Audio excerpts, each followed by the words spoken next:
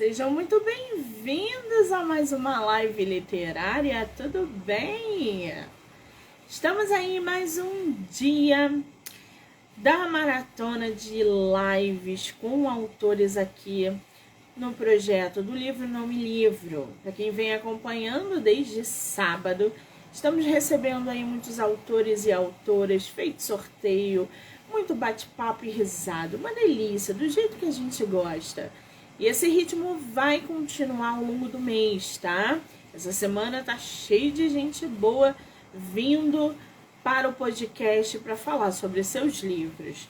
Antes da gente convidar aí o nosso escritor, tenho dois recadinhos. O primeiro é que todas as lives, todas as entrevistas podem ser assistidas pelo canal do YouTube, Spotify, Anchor e Amazon Music do Livro Não Me Livro.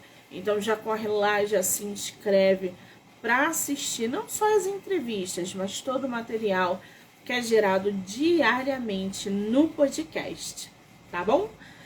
Outro lembrete aqui é o nosso colaborador do mês de julho, que é a revista literária O Book BR, para autores nacionais, apreciadores da literatura nacional. Já corre lá no Instagram, @obookbr. É um espaço destinado à divulgação de autores nacionais. Então, se você tem interesse em divulgar ou acompanhar os escritores nacionais, já pode ir lá seguir, porque a revista é uma revista voltada para esse ramo nacional. Tá bom? Muito bem. Nosso escritor tá chegando aí. Hoje a gente vai conversar com o Paulo Levi, que é autor de crimes, suspense. A gente vai conhecer um pouco sobre o trabalho dele.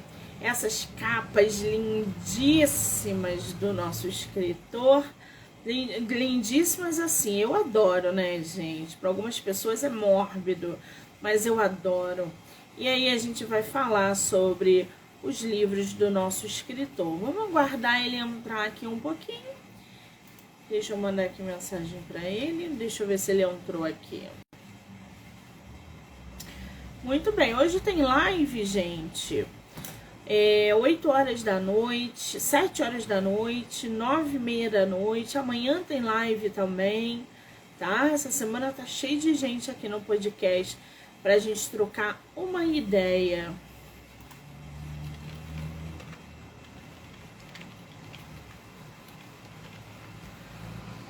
Vamos ver cadê o nosso escritor. Pessoal entrando aí, Francisco, Marcel.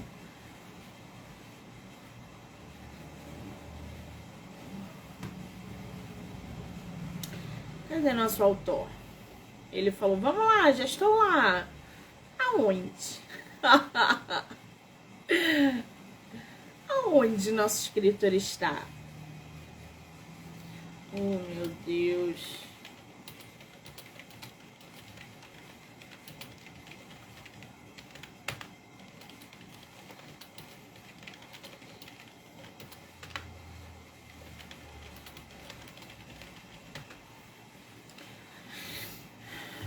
Ele deve estar perdido em algum lugar. Ele falou que estou lá, não te vejo. Isso porque eu passo as instruções antes. Ah, muito bem. Agora ele entrou. Oi, Paulo. Vou te contar. Agora ele entrou.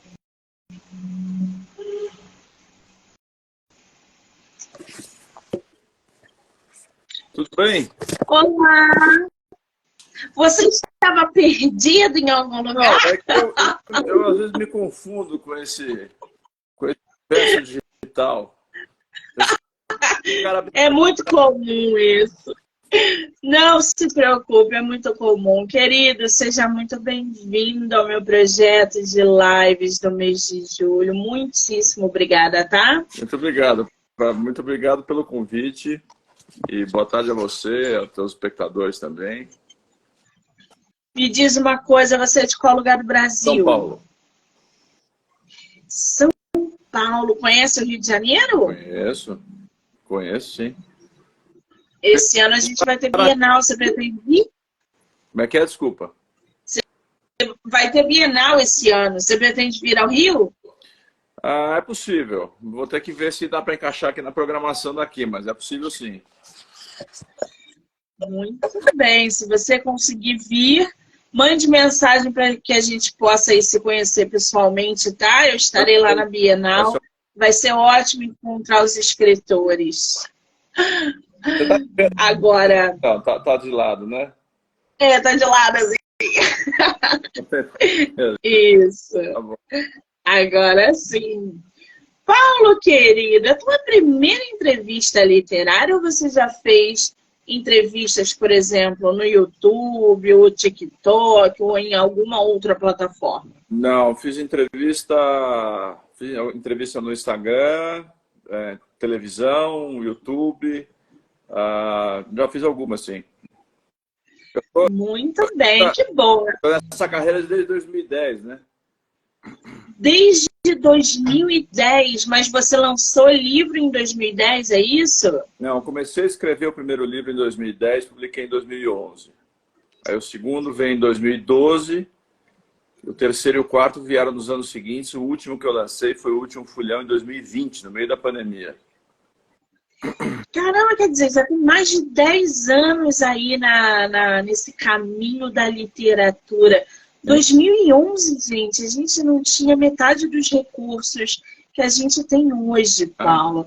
Como é que você acompanhou essas mudanças dentro do mercado, tanto editorial, quando a gente fala de grandes e médias editoras, porque abriu um leque imenso para editora de pequeno porte também. A gente vê isso com vários, centenas de autores sendo publicados diariamente, porque em 2011 o acesso não era assim, né? O mercado era muito fechado. A gente não tinha, por exemplo, a opção de fazer uma entrevista por live, onde a gente pode disponibilizar em Spotify, YouTube. Como é que você vem acompanhando esse progresso editorial? Porque já são mais de 10 anos. Olha, primeira coisa, eu sou ex-publicitário. Então, eu sempre fui muito ligado ao mercado de comunicação em geral. Então, fez parte da minha... Eu saí do mercado publicitário em 2001, 2002 e entrei no mercado editorial. Eu trabalhei 5 anos na Editora Objetiva. Eu cuidei da abertura da filial e era o responsável pela filial da Editora Objetiva em São Paulo. A Editora Objetiva fica inteira no Rio de Janeiro. Depois eu trabalhei mais 2 anos numa revista, Horizonte Geográfico.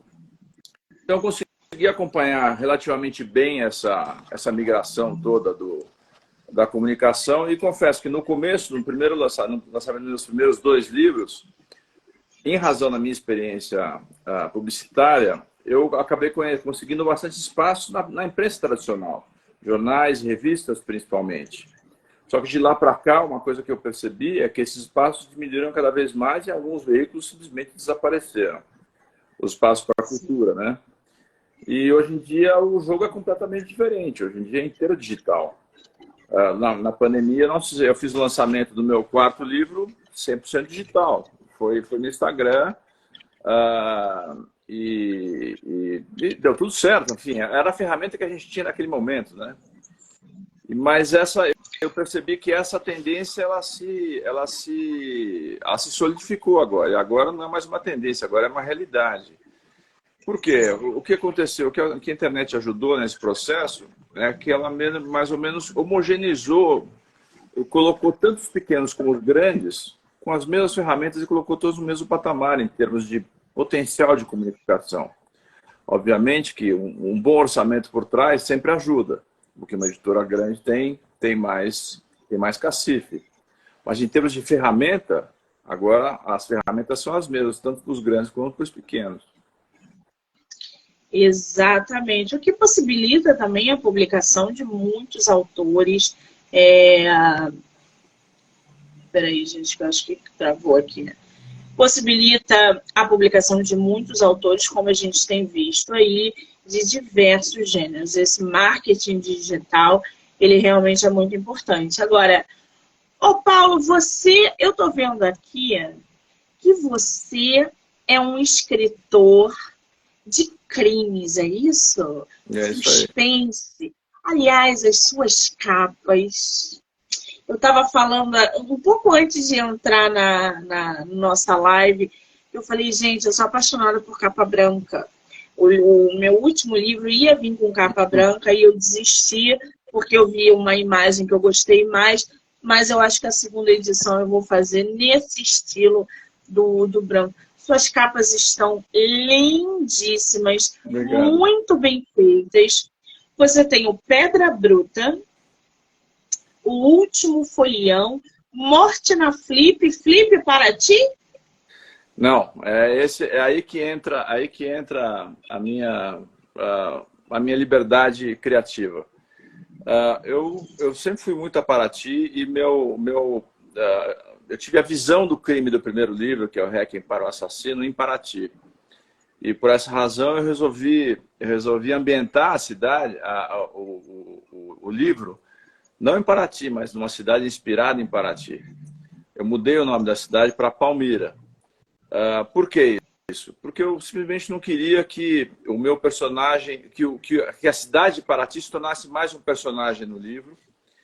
E eu também não queria ficar preso a ela. Eu queria que ela pudesse entrar como pano de fundo para a história. E não concorrer com o personagem da história ou mesmo. E tem outra questão. Eu sou paulista, Paraty fica no Rio de Janeiro.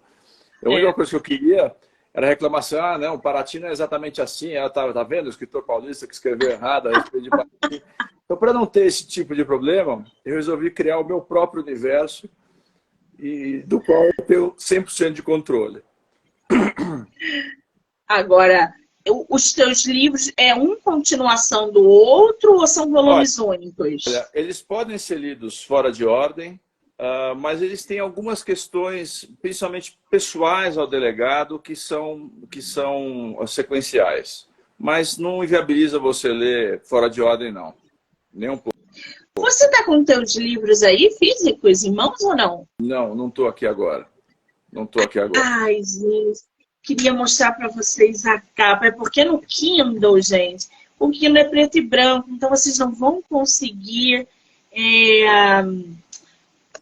ver a capa com os detalhes. Mas está lá no site da Amazon, se vocês acessarem. Eu tenho aqui para mostrar para vocês. Ó. Essa é a capa do Requiem para o Assassino. Dá para ver? Dá para ver. Tá dando uma transparência, mas dá para ver sim. Aqui Todas as capas têm essa pegada. Morte na Olha lá, gente. Ai, essa tá magnífica. Essa caneta com esse sangue. Eu adoro essas coisas. Pedra Bruta.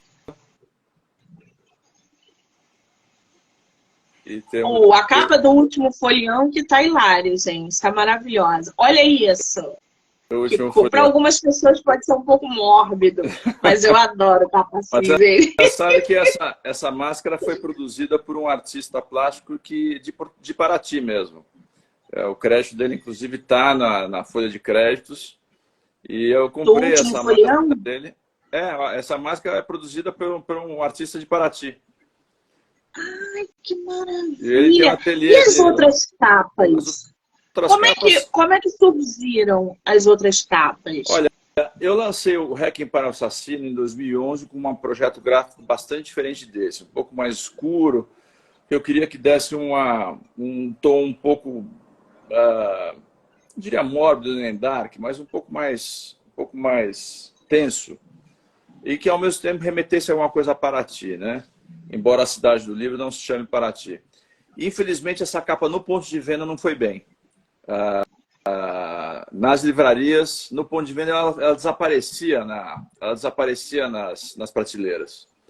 E aí eu comecei a pensar numa segunda capa, e já lancei o Morte na Flip com esse padrão. Depois eu voltei para o Requiem para o Assassino e fiz o padrão seguindo o novo padrão de Morte na Flip, que era um fundo completamente, um design mais ou menos dinamarquês, nórdico, que é super limpo, gráfico e que automaticamente remeta à história. E que saísse completamente das capas de outros livros desse mesmo segmento, né?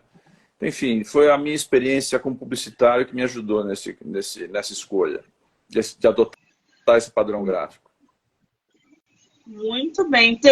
Qual é o espaçamento de uma publicação para outra? Olha, você levou quanto tempo? Eu eu comecei a escrever Hacking em 2010, publiquei em 2011. E antes de terminar de escrever o Hacking, eu já tinha o título e a história para o Morte na Flip. Já comecei imediatamente a escrever o Morte na Flip assim que publiquei o Hacking. E lancei o Morte na Flip no ano seguinte, em 2012. Já o Pedra Bruta, eu lancei acho que em 2017. E o último Folhão em 2020. E agora eu estou escrevendo o quinto livro. Já tem história e título para o sexto. Assim é que é bom quando a história rende. Agora, esse Pedra Bruta, estou muito curiosa. Por que essa capa tá tão forte? Essa capa tá tão perfeita. Do que fala Pedra Bruta?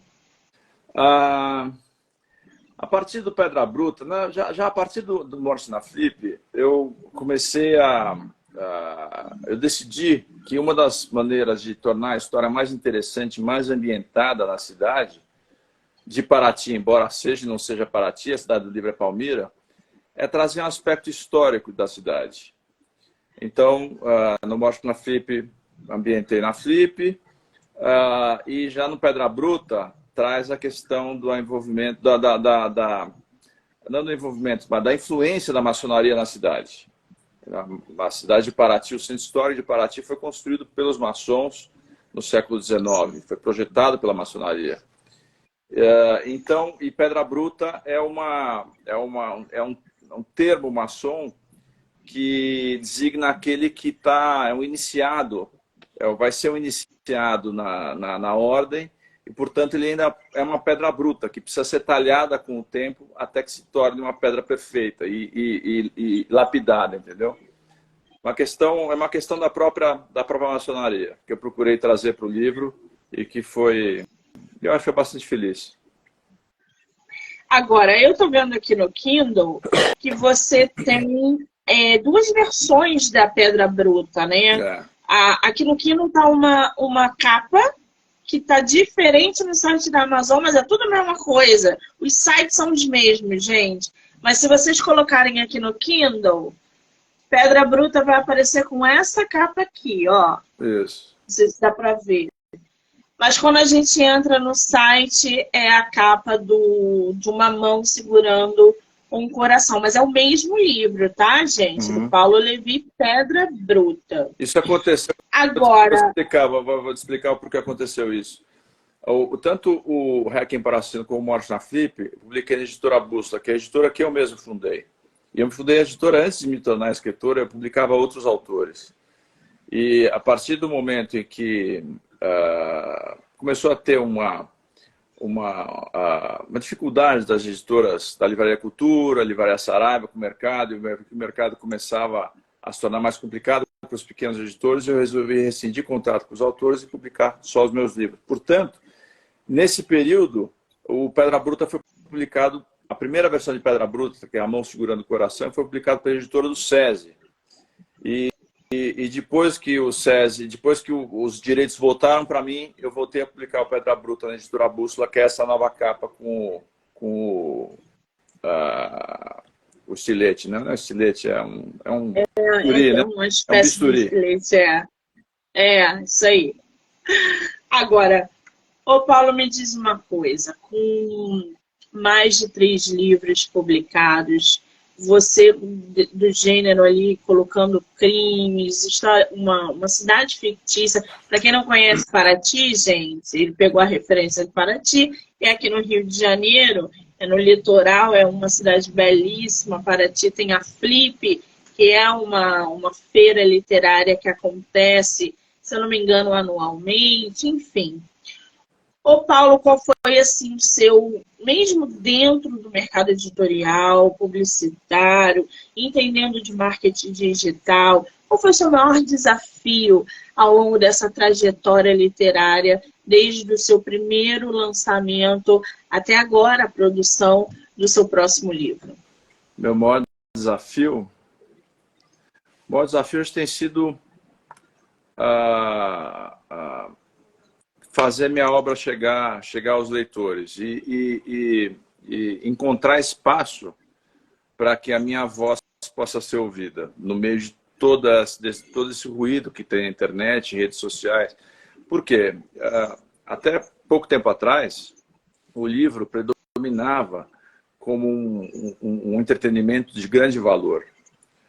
Hoje em dia, não mais. Hoje em dia, o tempo que você tem no seu dia para ler um livro, são 2, 3 horas do dia, você concorre com redes sociais, você concorre com Netflix, com streaming, com cinema, uma diversidade de opções de entretenimento.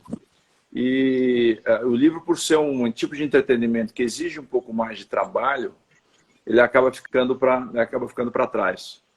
Então, a dificuldade tem sido essa. Razão pela qual os meus livros estão em 3 formatos: o impresso, o digital e o audiobook também. Então, os 3 livros... Que interessante.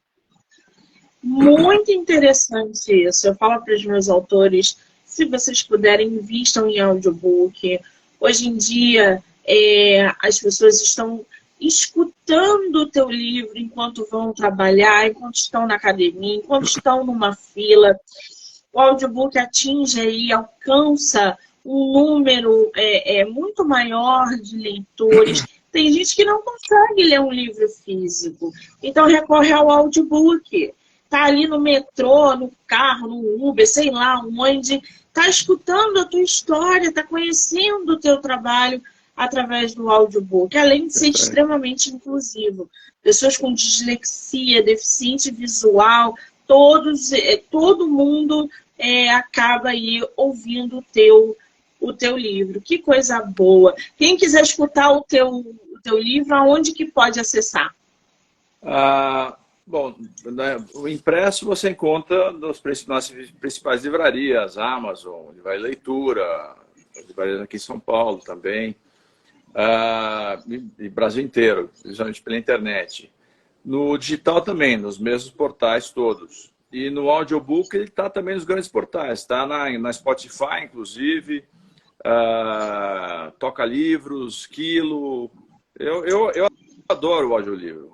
E se ainda você pega um livro bacana, bem narrado, onde o narrador consegue fazer diferentes tonalidades de voz para cada um dos personagens, a leitura fica muito interessante. E aqui em São Paulo, o trânsito é muito ruim. Então, eu acabo aproveitando esse tempo de trânsito para ler. E esse ano, eu fiz as contas ontem, inclusive. Eu já li 13 livros de audiobook no carro. Que maravilha! Qual é o livro do gênero que você escreve, que você indica para os leitores? Olha, tem 2 autores que eu gosto muito. Um é o Jorge Simenon, do Comissário Maigret. As novelas que ele escreveu são brilhantes. Eu adoro o texto do Simenon. E o outro são os livros do Andrea Camilleri, o escritor italiano que criou um personagem chamado Salvo Montalbano, que é muito simpático. E como eu venho de família italiana, inclusive, minha mãe era italiana, eu me identifico muito com o tipo de humor e a pegada do personagem. Então, eu gosto muito desses 2 autores, Jorge Simenon e Andrea Camilleri. Muito bem, indicações literárias aí para vocês. Ô Paulo, anteriormente você falou aí pra gente que já estava trabalhando numa próxima publicação. Como é que está esse processo? Tem previsão? Como é que vai ser? Já tem alguma coisa aí na cabeça que pode falar pra gente? Ou está muito cedo? Olha, eu estou escrevendo o 5º livro da série. Estou no capítulo 7, mais ou menos. Mas como a literatura não permite ainda que eu tenha as contas pagas com isso, eu acabo tendo que escrever no tempo livre. E o que não me permite poder escrever com regularidade. Então, eu escrevo quando dá. Eu gostaria de poder lançar esse livro no ano que vem. Mas tem uma série de coisas de trabalho que eu estou fazendo, que são prioridade. E eu, como eu disse, eu preciso dar prioridade a isso. E os livros vêm em segundo plano. Mas eu me dedico, quando eu estou escrevendo, me dedico 100% a eles. Eu entro nos sapatos do Dornelas e mergulho na história e nada mais no mundo importa. É mais ou menos isso. Muito bem. Agora, Tem alguma coisa, Paulo, que você quer que os leitores, não só os seus leitores, mas as pessoas que vão chegar ao seu livro através da live, através da divulgação, tem alguma coisa que você quer que eles saibam sobre você, sobre os seus livros escritos? Olha, sobre mim acho que não, porque eu não sei se eu sou um cara tão interessante assim. Agora, acho que os meus livros falam por mim. Eu acho que o Dornelas é um personagem que, das críticas que eu recebi eu sempre tive críticas positivas, de que Dornelas é um personagem que tem alma.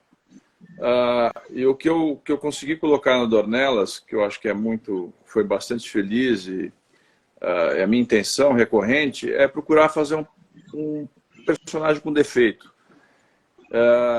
para que o leitor possa se identificar com ele e permitir que o personagem te puxe para dentro da história. A ideia, na verdade, é essa. E o personagem com defeito é muito mais interessante, né? É muito mais... permite que o leitor tenha um engajamento emocional com o personagem. Se ele não tiver defeito, ele se torna alguém separado da realidade da gente. Então, acho que esse é o ponto central para mim. Muito bem. Os teus livros, eles foram publicados por uma editora, né? Foi a Bússola. A SESI, não é isso? Todos eles foram pela SESI? Não, só o terceiro, só o Pedra Bruta. E depois eu republiquei o Pedra Bruta pela Bússola. Então, hoje em dia, são os 4 publicados pela editora Bússola. Ah, entendi. Essa sua parceria com editoras, né? Publicando, republicando. Você pensa em algum momento fazer uma publicação independente, por exemplo? Ou o seu perfil realmente é de publicação por editora? Olha, eu posso dizer que a publicação pela Bússola é independente, porque a editora Bússola é minha. Então, eu rescindi contrato com os autores e hoje em dia a editora Bússola publica apenas os meus livros. Então, o que aconteceu? Eu procurei pegar toda a minha experiência de publicidade, de criar uma boa história, embalar uma boa história numa capa interessante, num design interessante, e colocar isso num preço justo dentro do segmento de mercado. E montei meu próprio negócio. Então, eu pretendo continuar com os livros sendo publicados pela editora, a não ser que, de repente, alguém apareça um dia com uma proposta irrecusável. Que coisa, né, gente? Eu conheço alguns escritores que fundaram as próprias editoras justamente para publicar os próprios livros. É uma ideia bem interessante. Agora, Paulo, você com toda essa bagagem literária, experiência, qual é o conselho que você dá para escritores que estão chegando aí no mercado ou já estão no mercado publicando? Qual é o conselho, principalmente quando a gente fala de estratégia de marketing digital?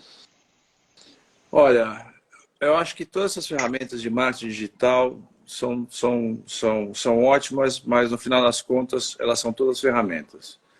Eu acho que o conselho que eu daria para os escritores que estão começando é jamais abandonem a sua voz, porque é ela que faz toda a diferença. Se o autor quiser escrever uma coisa simplesmente por pura espontânea vontade, sem ter realmente algo para dizer, é muito possível que é muito grande que o risco do livro desaparecer. Enquanto que se você tiver alguma coisa a dizer e for fiel ao que você quer dizer e tem a dizer, acredite na sua voz e siga em frente. O resto são ferramentas para tentar ser visto. E as ferramentas são iguais para todos. A Eliana está perguntando aqui, você também publica para outros escritores? Não mais. Nosso escritor falou que não. Não mais. Eu hoje em dia publico apenas os meus livros. Muito bem. Qual é o teu Instagram, Paulo? Paulo Levi, Levy, .escritor. Vou botar aqui para o pessoal que quiser te seguir. Olha, gente, Paulo Levi, Escritor. Já corre lá, já segue o nosso escritor para acompanhar os livros. Agora, Paulo, eu vi que você construiu o Dornelas, né? O Dornelas segue aí a sua história em 4 livros. Pedra Bruta, O Último Folião, Morte na Flip, vem mais um livro aí. Esse seu personagem, como é que foi a construção desse personagem que vai levando tua história a cada volume, a cada enredo? Como é que foi essa construção do Dornelas? Olha, aconteceu numas férias que eu fui passar com minha primeira mulher e meus filhos em Paraty em 2010, em julho. À tarde eu fui dar uma volta na frente da igreja Santa Rita, que é aquela igreja do cartão postal de Paraty. E ali, olhando em cima daquela mureta, olhando o mar, eu tive como que uma epifania. Eu senti como se tivesse tomado um choque e vi aquela baía que estava naquele momento, estava com a água, a maré estava cheia, vi aquela baía seca com um corpo estirado lá no meio. E foi uma coisa que me chocou, eu nunca tinha sentido nada parecido. Voltei para São Paulo e aquilo não me abandonava. E era como se alguém estivesse me cutucando no ombro, tipo, e aí, vai fazer uma coisa com isso ou não? E eu lembro que 3 semanas depois desse evento, já em São Paulo, eu acordei no meio da madrugada com o título do livro, Requiem para um Assassino. Aí eu anotei num pedaço de papel, mas aquela imagem, esse título continuou me incomodando por mais um tempo, até que um mês depois eu voltei a Paraty para resolver uma questão que eu tinha que resolver lá, e aproveitei para conversar com a Polícia Civil e com o Corpo de Bombeiros e perguntar se o que eu tinha imaginado alguma vez já tinha acontecido em Paraty. Me disseram que não. E quais seriam os procedimentos para lidar com uma situação daquelas. Muito felizmente, ambos os órgãos, ambos os profissionais dos órgãos foram muito, muito solícitos em me ajudar e me explicar tudo. E aí, na volta para São Paulo, naquele mesmo dia, eu falei, olha, acho que eu tenho um bom título, acho que eu tenho um bom crime, eu preciso agora criar um personagem. E a alternativa para o nome do meu filho era Joaquim. Então, eu adotei Joaquim e o Dornelas, pelo que eu me lembro, existia, eu estava na época trabalhando num outro lugar, fazendo uma exposição de um fotógrafo. E esse fotógrafo tinha um violão no estúdio dele, e o luthier se chamava Joaquim Dornelas. Era um luthier muito antigo, da década de 50, 60. Eu falei, tá aí, Joaquim Dornelas. E eu usei. Que maravilha, precisava nascer, né? Cutucou na hora certa, veio ali, vamos. É muito interessante essa dinâmica quando a gente produz uma obra. Você, durante o processo de escrita dos teus livros, em algum momento passou pelo bloqueio criativo? Você pensou assim, não, agora eu preciso dar uma relaxada, porque não está fluindo, ou isso não aconteceu? Olha, em razão de eu ter trabalhado mais de 17 anos em propaganda, sendo grande parte deles como redator, isso nunca me aconteceu. Por quê? Porque a produção publicitária, você tem prazo para entregar o trabalho. Então, tem dias que você escreve melhor, tem dias que você escreve pior, mas você tem que sentar e escrever. Então, eu nunca me dei ao luxo, talvez pelo treinamento da publicidade, nunca me dei ao luxo de sair zanzando e esperar a ideia chegar. Não, eu sempre escrevo. E escrevendo, a coisa sempre acabou fluindo para mim. Uns dias melhor, outros dias pior. Mas bloqueio criativo, graças a Deus, eu nunca senti. Nunca tive. Você falou ainda agora como que o seu título, Requiem para um Assassino, surgiu. E como é que os outros títulos chegaram até você? O Último Folião, por exemplo, onde a capa é de um artista de Paraty. Uhum. Morte na Flip. Como é que esses títulos surgiram? Olha, por incrível que pareça, para mim, os títulos sempre nasceram antes da história. Eu sempre comecei com o título. Sempre foi o ponto de partida. E o ponto de partida com o título, ele me remetia automaticamente a um crime. Já antes de terminar de escrever o Requiem para um Assassino, eu já tinha tido o título para Morte na Flip. Já queria ambientar um crime na Flip. Então foi fácil e não foi complicado. Na questão de Pedra Bruta, eu fiz alguma pesquisa primeira, prévia, em relação à maçonaria e automaticamente esse título me veio à mente também. E aí eu comecei, do título, eu comecei a bolar toda a história, o crime. E no último folheão, o primeiro capítulo vai te explicar como veio o título. Porque eu tive a ideia desse primeiro capítulo e do primeiro capítulo, da última frase do primeiro capítulo vai te dar uma ideia do título. Que maravilha! Agora, você falou que a capa do último folheão foi de um artista de Paraty. Ele sabe que a obra dele Sim. é a capa do seu livro? Sim. O que ele acha disso? Ele adorou. Eu comprei com a ideia clara, eu falei para ele, inclusive, que com a ideia clara de usar essa escultura, essa máscara na capa do livro. Ele achou ótimo. Eu dei os créditos para ele, dei um exemplar do livro também. Obviamente comprei a obra, né? Tá pendurado na minha parede até hoje. Que espetáculo!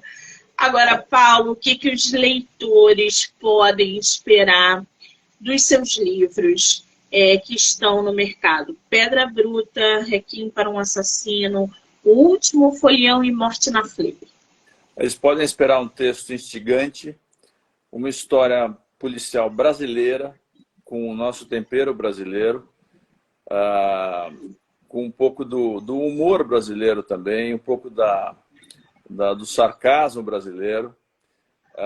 E é um personagem que eu acho que não fica nada atrás dos personagens mais famosos da literatura policial mundial. Realmente não acho que tenha nada atrás. Não fica para trás, não. Então, e, sobretudo, é um texto que permite que você leia os livros muito rapidamente, porque meu treinamento é publicitário. E a coisa mais importante para o publicitário é a clareza. E isso foi uma tremenda escola para mim. Que maravilha! Agora, tem um livro assim que você gostaria de ter escrito? Gostaria de ter escrito? Sim, tem um livro que eu gostaria de ter escrito, não é de um autor americano, que é um dos meus autores favoritos, que é O Grande Bazar Ferroviário, do Paul Theroux.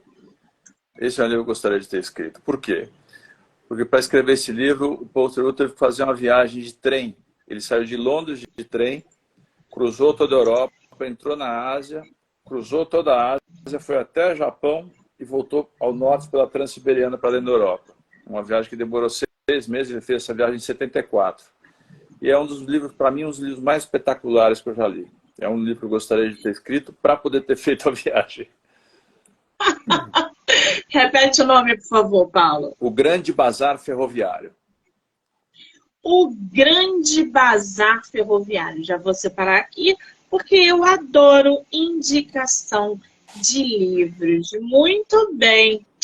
Paulo, querido, bater um papo com você, conhecer o seu trabalho, ter você no meu projeto é um privilégio. Eu quero que você saiba que eu estou apaixonada pelas suas capas. Estou fascinada em conhecer mais sobre as suas histórias. Já separei seus livros aqui na minha lista. Eu quero te dizer que eu estou muito feliz por você ter aceitado o convite de vir aqui, falar sobre o seu livro, um pouquinho sobre a sua carreira, trocar essa ideia, muito importante. Eu só te desejo sucesso. O podcast está aberto para você voltar quando você quiser. E sucesso. Muito obrigada. Muito obrigado a você também pelo convite. Adorei. Muito legal. Gente, também. lembrando que... E parabéns pelo teu trabalho também. Muito importante. Muito obrigada. Lembrando que todas as entrevistas, inclusive essa do Paulo, pode ser assistida pelo Spotify, Anchor, Amazon Music e canal do YouTube. Do livro Não Me Livro, já está lá disponível, tá? Quero agradecer a todo mundo que entrou, que saiu, que ficou com a gente, que vai assistir depois. Dizer que hoje eu volto para mais 2 entrevistas e amanhã também. Paulo, obrigada, querido. Um beijo. Você também. Tudo de bom para vocês todos. Para você também.